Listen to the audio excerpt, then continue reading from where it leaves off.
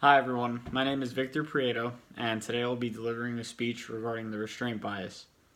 Prior to being assigned this topic, I actually didn't know what the restraint bias was, but I'm very happy that I got to do more research on it just because it's something that's actually very common. As you will see throughout the speech, it's something that I've done myself, and now that I'm more aware of it, hopefully I can make better decision making. And after the speech is up and you guys have all seen it, hopefully you too can make better decisions going forward. So to jump right into the topic, I'll start with the personal experience on how I proved the restraint bias to be correct. So this past summer, I had the typical infamous 9 to 5 days a week summer internship. And health and fitness to me is something that I hold to a very high regard.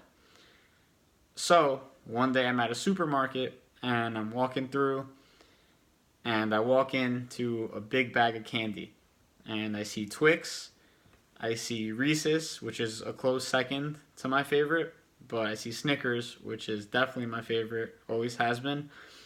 And I tell myself, why not? I'm just going to buy this bag of chocolate and it's going to serve as a reward for me for when I have a great week at work, for when I'm doing well in the gym, and specifically when I've been eating clean and I went all week without having a cheat meal. Bang, on Sundays, I'm going to reward myself and have some chocolates. I'm going to finish these Snickers first. So, anyway, back to a serious note. Once I have my hands on these chocolates, without knowing it, I'm putting myself in a position to give in to temptation, to put myself in a position to eat these chocolates, even though I don't want to do it in the first place. Not only on Sundays, but during weekdays, or when I'm stressed out, or even when I don't deserve them, and even when I told myself at the beginning that I wouldn't do it unless all these other things were checked off and I accomplished and had a great week. So it turns out that when I've had a bad day or when it's been a really stressful week, I would overeat and dive into the bag more so than I had told myself that I would. It came to the point where instead of when I had a good week at work, it was like, oh man, I had a horrible day today. I didn't network with the right person. I had such an awkward interaction with this partner, with this manager. I didn't do this quick enough.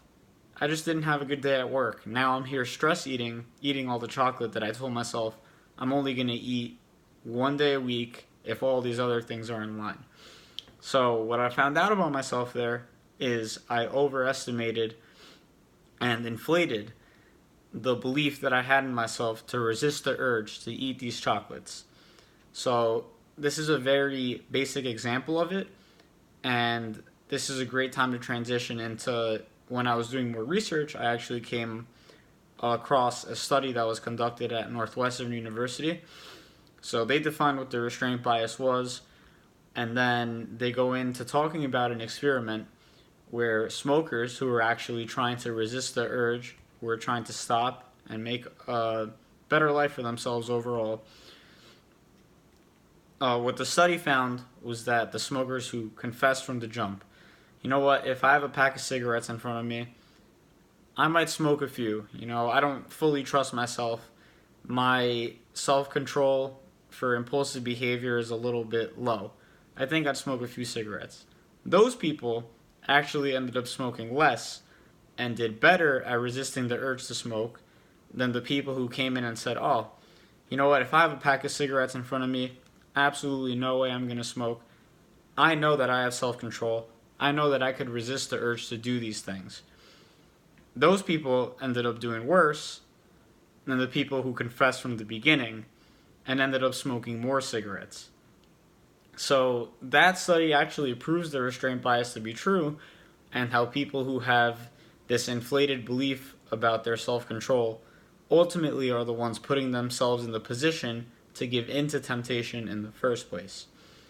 So to conclude the speech, I want everyone to be real with themselves and know your limitations, but when you're analyzing and trying to find out what those limitations are for yourself, the key here is to be honest.